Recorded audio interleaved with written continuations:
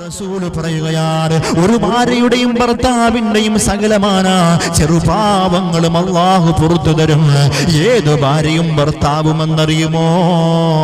സ്നേഹത്തോടുകൂടി, അനുകമ്പയോടുകൂടി, ഇഷ്ടത്തോടുകൂടി പരസ്പരം കരങ്ങൾ കോർത്തു പിടിക്കുന്ന ഭാര്യയുടെയും ഭർത്താവിന്റെയും സകലമാന ചെറുപാവങ്ങളും അല്ലാഹു പൊറുക്കുന്നതാ. എങ്ങനെയെന്നറിയുമോ?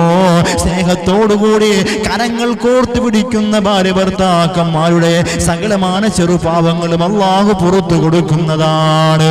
അതുകൊണ്ട് എന്റെ പ്രിയപ്പെട്ട ഭാര്യ ഭർത്താക്കന്മാരോട് സ്നേഹത്തോടുകൂടി പറയുകയാണ്, ഭാര്യയും ഭർത്താവും എന്ന് പറഞ്ഞാൽ പരസ്പരം അങ്ങുമെങ്ങും ബഹളവും പ്രശ്നങ്ങളും ഉണ്ടാക്കുവാൻ വേണ്ടിയുള്ളതല്ല.